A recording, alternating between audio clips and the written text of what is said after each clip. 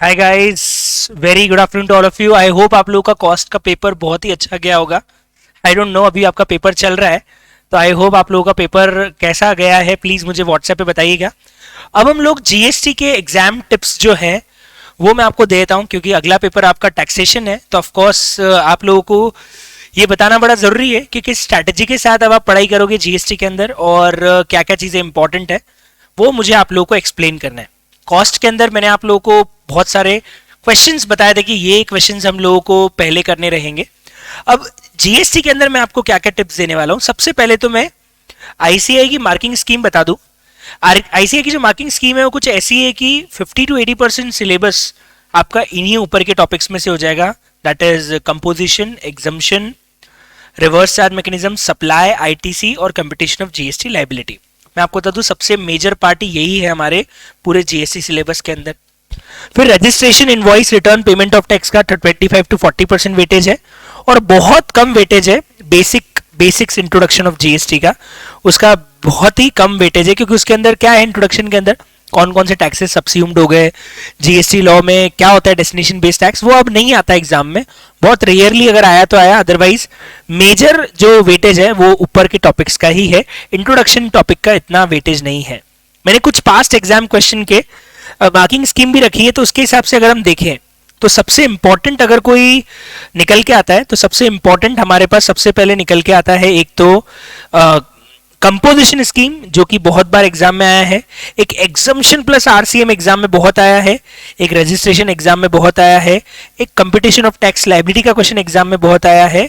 और एक आईटीसी का क्वेश्चन एक्चुअली इसके साथ आ जाता है। 6 नंबर का जो कंपटीशन ऑफ टैक्स लाइबिलिटी ना, इसके अंदर आईटीसी भी बार बार वो लोग पूछ लेते हैं। तो ये मार्किंग स्कीम है, पर मेजरली मैं आपको कैटेगराइज कर दूं, 3 कैटेगरी में सारे टॉपिक्स को बांट दूं। तो सबसे ज्यादा एग्जाम में कंपटीशन ऑफ टैक्स आता है और उसके अंदर सप्लाई, आईटीसी, वैल्यूएशन, आरसीएम और एग्जम्पशन होते हैं। तो आप जब सबसे पहले टैक्स का पेपर, जीकॉस का पेपर देने के बाद घर आए, पहली बात आप लोगों को कॉस्ट के पेपर को कर लेने के बाद अब घर पे आके कॉस्ट के बारे का, गॉस का पेपर के बारे में कुछ भी सोचने की जरूरत नहीं है। प्लीज उस पेपर को अब आप बिल्कुल मत देखिएगा। इवन मैं उस पेपर का रिव्यू भी अभी नहीं डालूंगा, क्योंकि बच्चे क्या करते हैं, पेपर का रिव्यू देख के घबरा जाते हैं कि अरे यार ये तो ये हो गया वो हो गया। तो पेपर का रिव्यू भी मैं बाद में ही डालूंगा, अभी मैं पेपर का रिव्यू भी डालने वाला हूं कॉस्ट के। लेकिन हाँ, मैं आपको जीएसटी के लिए सबसे पहले बोलूंगा कि जब आप अपनी तैयारी चालू करो तो इनकम टैक्स और जीएसटी अपने को दोनों प्रिपेयर करना है 2 दिन के अंदर। अब आप जो भी पहले स्टार्ट करो, इनकम टैक्स और जीएसटी, मैं रिकमेंड आपको ये करूंगा कि पहले आप जीएसटी स्टार्ट करो। कारण क्या है कि जीएसटी 40 मार्क्स का जरूर है, लेकिन इसको करने में टाइम बहुत कम लगेगा। अगर आपने अभी पेपर देने के बाद शाम को जीएसटी चालू किया तो मेरा ऐसा मानना है कल दिन तक, आफ्टरनून तक आपका जीएसटी कंप्लीट हो जाना चाहिए। कल आफ्टरनून तक 12-1 बजे तक आप जीएसटी खत्म करो और कल का पूरा दिन, परसों की पूरे सुबह इनकम टैक्स, और लास्ट का 1 घंटा जो रहेगा वापस आप जीएसटी रिवाइज कर लेना। मतलब आज आप पेपर देने के बाद सबसे पहले जीएसटी रिवीजन स्टार्ट करें, कल 11 o'clock 12 o'clock आफ्टरनून तक आप जीएसटी कंप्लीट करें, उसके बाद आप इनकम टैक्स स्टार्ट करें और इनकम टैक्स को परसों सुबह 9-9:30 बजे तक खत्म करने के बाद वापस आखिरी के 2 घंटे के अंदर आपको पूरा जीएसटी अच्छे से एक बार कॉपी से रिवाइज कर लेना है। मैं आपको गारंटी के साथ बोलता हूं, अगर आपने कॉपी से रिवीजन किया तो आप 2 घंटे में पूरा जीएसटी रिवाइज कर सकते हो कॉपी से। तो जितनी प्रैक्टिस करनी है वो आज कर लेना रिवीजन के साथ, लेकिन जो लास्ट रिवीजन होगा एग्जाम के 1.5 घंटे पहले वाला, वहां आपको सिर्फ कॉपी देखनी है और कॉपी से सारे के सारे प्रोविजंस पलटते पलटते पूरा जीएसटी रिवाइज कर लेना है। एग्जाम में भी मैं आपको बता दूं, एग्जाम में भी पहले आप जीएसटी पेपर ही अटेम्प्ट करना। क्या होता है, इनकम टैक्स का पेपर लेंदी भी आता है और इनकम टैक्स का पेपर थोड़ा सा अनएक्सपेक्टेड आता है as compare to GST. GST हमेशा इजी पेपर होता है। तो आप प्लीज जीएसटी को पहले स्टार्ट कीजिए, ताकि आप 40 में से अगर 25 to 30 मार्क्स भी आपने जीएसटी में स्कोर कर लिए तो आपको इनकम टैक्स में बचे हुए 60 में से 20-25 नंबर स्कोर करने रहेंगे। और मैं आपको बता दूं, 25 नंबर जीएसटी में आउट ऑफ 40 25 मार्क्स लाना बहुत आसान है। मेहनत आपको ज्यादा करनी पड़ेगी 35 के लिए, लेकिन 25 to 30 मार्क्स लाना जीएसटी में बहुत ही आसान है। और अगर आपने 25 से 30 नंबर जीएसटी में स्कोर कर लिए तो आप आराम से इनकम टैक्स में पास हो जाओगे। अच्छे मार्क्स लाने तो आपको ऑफकोर्स टैक्स पेपर के अंदर सब में मेहनत थोड़ी ज्यादा करनी पड़ेगी, पर पास होने के लिए जीएसटी में आपको 25 नंबर आराम से आ जाएंगे। मैं आपको बता रहा हूं, वो मेन टॉपिक से ही आप 25 नंबर स्कोर कर सकते हो। अब सबसे पहले आप रिविजन जब स्टार्ट करें जीएसटी का, तो स्टार्ट विथ सबसे पहले सप्लाई, इंट्रोडक्शन मत पढ़ना, इंट्रोडक्शन में सिर्फ एक ही चीज काम की है, वो है टैक्स कंप्यूटेशन, जिसमें हमने वो क्रेडिट का एडजस्टमेंट समझा था कि आईटीसी को किसको किससे एडजस्ट करना है, वो वाला पार्ट इंट्रोडक्शन में काम का है बस। वो करने के बाद वो प्रैक्टिकल क्वेश्चंस में जो 3-4 क्वेश्चंस मैंने आपको क्लास में करवाए थे वो कर लेना। उसके बाद सीधे आप स्टार्ट करना सप्लाई चैप्टर, सप्लाई उसके साथ कंपोजिट और मिक्स सप्लाई, फिर आप वैल्यूएशन, आईटीसी, आरसीएम, एग्जम्पशन, ये सब साथ में कर लेना। इसमें लगेगा टाइम, लेकिन ये सब साथ में कर लेना। ये अगर आज रात तक में भी आपने निपटा दिया इतना पार्ट, तो फिर आप क्या करेंगे, फिर आप कंपटीशन ऑफ टेक्स्ट के क्वेश्चंस चालू करेंगे। वो मैंने आपको इसी शीट में अटैच कर दिए। क्वेश्चन बैंक तो है ही, लेकिन सर कुछ कॉम्प्रहेंसिव क्वेश्चन जो एग्जाम में आते हैं वो कुछ तो कंपाइल कर दो, तो मैंने 10-12 क्वेश्चन एक कंपाइल्ड आपको इसी शीट के साथ अटैच कर दिए, जिसके अंदर मैंने क्या किया है, हर इंपॉर्टेंट टॉपिक के सप्लाई, आईटीसी, वैल्यूएशन के कुछ कॉम्प्रहेंसिव क्वेश्चन डाले हैं।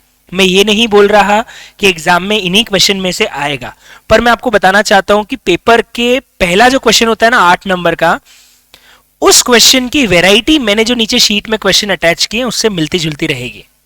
कैसा क्वेश्चन आ सकता है, आपको कुछ डिटेल दे देंगे, कुछ एग्जाम्पशंस दे देंगे, आईटीसी दे देंगे, और क्रॉस यूटिलाइजेशन करके आपको फाइनली टैक्स लायबिलिटी निकालनी रहेगी। तो इस तरह का एक क्वेश्चन स्टार्टिंग में आपको 8 नंबर या 6 नंबर के अंदर मिलेगा। तो उस क्वेश्चन के लिए आपको सारे के सारे टॉपिक्स पढ़ने पड़ेंगे।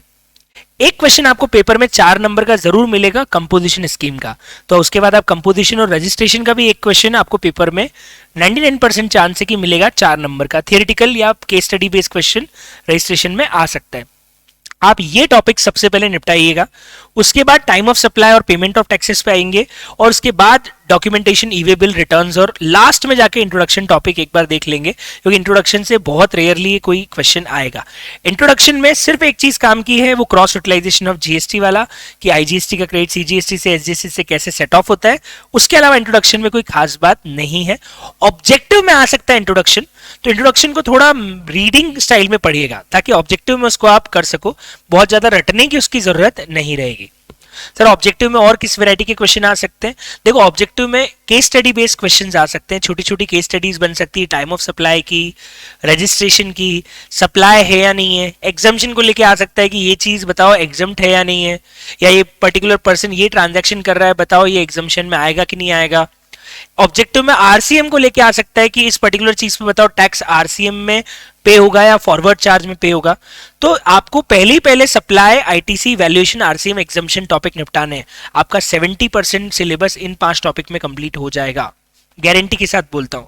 फिर आप बाकी सब चीजें चालू कीजिएगा। तो मेरा टारगेट यही है कि आज शाम को सबसे पहले आप जैसे ही कॉस्ट का पेपर खत्म करके आए, सबसे पहले आधा घंटा रेस्ट कीजिए, पेपर कॉस्ट के पेपर के बारे में सोचना बंद कीजिए, जीएसटी का पेपर स्टार्ट कीजिए। सबसे पहले आप लोग ये 5-6 टॉपिक कंप्लीट कीजिए, कंपटीशन ऑफ टैक्स के क्वेश्चंस कीजिए, फिर कंपोजिशन, रजिस्ट्रेशन कीजिए, फिर time of supply, payment of taxes कीजिए, फिर डॉक्यूमेंटेशन, ई वे बिल, रिटर्न्स और इंट्रोडक्शन पे आइए। क्या सर डॉक्यूमेंटेशन में वो 16 पॉइंट्स या वो सब पॉइंट याद रखना जरूरत है? इतना इंपॉर्टेंट नहीं है कि फॉर्मेट आपको पूरा याद रखना है, सिर्फ इनवॉइस के मेजर पॉइंट्स याद रख लीजिए, थोड़ा बहुत ऊपर नीचे होगा तो भी आपको कुछ अच्छे मार्क्स मिल ही जाएंगे डॉक्यूमेंटेशन में। तो डॉक्यूमेंटेशन में इतना दिमाग लगाने की जरूरत नहीं है कि इनवॉइस के फॉर्मेट में क्या क्या आता है और क्रेडिट नोट और डेबिट नोट के फॉर्मेट में क्या क्या आता है। एक मोटा मोटा फटाफट पढ़ लेना, उसको रटने की कोशिश मत करना। ज्यादा चांस है आपको ई वे बिल पे क्वेश्चन आएगा, और ई वे बिल में अमेंडमेंट भी है, इसलिए उस पे क्वेश्चन आने के चांसेस ज्यादा है। आईटीसी में रूल 42-43 हट चुका है, तो आपको सेक्शन 17 के अंदर जो रिवर्सल वाला कॉन्सेप्ट था वो हटा देना। सेक्शन 17 में सबसे ज्यादा क्वेश्चन आ सकता है आईटीसी में 17 सबसेक्शन 5 के ऊपर ब्लॉक क्रेडिट पे, तो उसके अच्छे से क्वेश्चन कर लेना। उसके क्वेश्चन मैंने मेरी शीट में भी डाले, प्लस क्वेश्चन बैंक में बहुत क्वेश्चन है, वो जरूर अच्छे से कर लेना, वो आने के चांसेस बहुत ज्यादा हैं। इसके अलावा आईटीसी चैप्टर के अंदर सेक्शन 18 पे उतने क्वेश्चन नहीं बन सकते, पर 17, 5 और 16 जो कंडीशंस ऑफ आईटीसी और 17, 5 के अंदर जो ब्लॉक क्रेडिट है उसके ऊपर क्वेश्चंस बहुत ज्यादा बन सकते हैं। कंपोजिशन पे एक क्वेश्चन केस स्टडी बेस्ड आने के चांस ज्यादा है। क्वेश्चन ऐसा आ सकता है कि आपको एक पार्टी की डिटेल दे देंगे, उसके कुछ टर्नओवर, कुछ ट्रांजैक्शन दे देंगे, बोलेंगे ये बंदा एलिजिबल है कि नहीं है कंपोजिशन के अंदर, प्रीवियस ईयर का टर्नओवर निकालने को दे सकते हैं। तो एग्रीगेट टर्नओवर की डेफिनेशन आप अच्छे से पढ़ के जाइएगा, डेफिनेशन भी उसकी पूछी जा सकती है। रजिस्ट्रेशन के अंदर मेनली कौन से क्वेश्चन आ सकते हैं, एक तो कैंसिलेशन और सस्पेंशन, कैंसिलेशन, रेवोकेशन पे क्वेश्चन आने का चांस ज्यादा है। फिर रजिस्ट्रेशन के अंदर लायबल फॉर रजिस्ट्रेशन कौन है कौन नहीं है उसके ऊपर भी क्वेश्चन आने के चांसेस ज्यादा है। रिटर्न्स के अंदर छोटा क्वेश्चन बन सकता है, क्या बन सकता है, एक तो रिटर्न्स के अंदर कौन सी इंफॉर्मेशन फाइल करनी रहती है, कौन सा आदमी कौन सा रिटर्न फाइल करता है, पर इस बार क्यूआरएमपी स्कीम भी आ गई है, तो मुझे ऐसा लगता है कि क्यूआरएमपी स्कीम के ऊपर क्वेश्चन बहुत अच्छे से आ सकता है। इंपॉर्टेंट बात, अमेंडमेंट लेक्चर यूट्यूब पे अपलोड किया हुआ है, नहीं देखा तो प्लीज देख लेना। बहुत ज्यादा चांसेस है कि अमेंडमेंट लेक्चर में जो टॉपिक कवर्ड हुए हैं उसमें से भी एक दो क्वेश्चन बनेंगे। इंट्रोडक्शन लास्ट प्रायोरिटी, सब खत्म हो जाए उसके बाद इंट्रोडक्शन पे आइएगा। इस हिसाब से आप प्लानिंग कीजिएगा और सुबह कोशिश कीजिएगा नून तक आपका GST with all questions with proper copy with proper revision आपका कंप्लीट हो जाए। क्या सर हमको मॉड्यूल की थियरी रिवाइज करने की जरूरत है? जरूरत नहीं है, नहीं भी करोगे चलेगा। अगर मॉड्यूल में पढ़ना भी है तो प्लीज वो बॉक्स वाला पार्ट मत पढ़ना। मॉड्यूल ने पहले क्या किया है, पूरा बेयर एक्ट दिया है, उसके ऊपर एनालिसिस दिया है। आप सिर्फ एनालिसिस पढ़ना, अगर पढ़ना भी है तो मैं बोलूंगा नहीं भी पढ़ोगे और आपने अगर मेरी कॉपी अच्छे से पढ़ ली, अमेंडमेंट लेक्चर अच्छे से देख लिया, जो क्वेश्चंस आईसीएआई ने दिए हैं वो अच्छे से कर लिए, मेरे क्वेश्चन बैंक अच्छे से कर लिए, मैं जो शीट के साथ 11-12 क्वेश्चन अटैच कर रहा हूं वो अच्छे से कर लिए, तो वो भी मोर देन इनफ हो जाएंगे। फिर बोल रहा हूं अमेंडमेंट पे पूरा फोकस कीजिएगा, एग्जाम में अमेंडमेंट के भी क्वेश्चन आने के चांसेस रहेंगे। तो जो भी चीजों में अमेंडमेंट्स आए हैं, जैसे क्यूआरएमपी स्कीम में अमेंडमेंट है, इसके बाद आईटीसी में वो 10% वाला क्लॉज 5% हो गया है, वो एक मेजर अमेंडमेंट है, उसके बाद एचएसएन कोड में कुछ अमेंडमेंट आए हैं। तो ये जो अमेंडमेंट्स हैं, ये सब अमेंडमेंट्स आप अच्छे से पढ़ के जाइएगा। और इसके साथ मैंने नीचे वो 10-11 क्वेश्चंस जो एक कॉम्प्रहेंसिव नेचर के क्वेश्चंस हैं, अलग अलग वेराइटी के अलग अलग पास्ट एग्जाम क्वेश्चन है, वो भी मैंने यहाँ पे अटैच कर दिए हैं। इनकी भी आप जरूर प्रैक्टिस करके जाइएगा। बाकी मैं डाउट्स के लिए अवेलेबल हूँ, आपको मोबाइल नंबर सबको अवेलेबल है ही सरी, आप मुझे व्हाट्सएप पे कुछ भी डाउट है तो आप मुझसे पूछ सकते हैं। आई थिंक ये काफ़ी है। इनकम टैक्स में भी प्रिपरेशन कुछ ऐसी ही करनी है। एक चीज ध्यान रखना, एग्जाम में जब भी कोई प्रैक्टिकल क्वेश्चन करके आओ, प्लीज नीचे नोट्स लगा के जरूर आना। नोट्स के मार्क्स होते हैं तो प्लीज इस पे नोट्स जरूर लगाए के आइएगा जब भी एग्जाम में कोई प्रैक्टिकल क्वेश्चंस आप जीएसटी के करके आओ। सर एग्जाम में सेक्शन नंबर लिखना कंपलसरी है?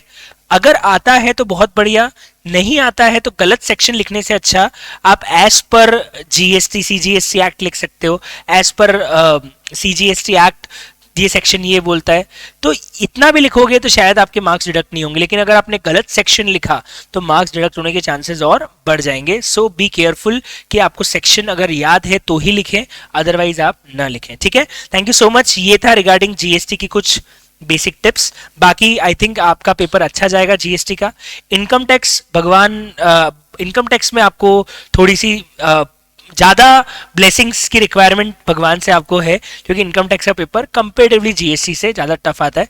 बाकी जीएसटी इतना डिफिकल्ट नहीं आएगा, तो आप आराम से सॉल्व कर पाओगे। इसीलिए पेपर में पहले जीएसटी को ही सॉल्व करना है। थैंक यू सो मच और बेस्ट ऑफ लक। आपका पेपर बहुत ही अच्छा जाए। Thank you.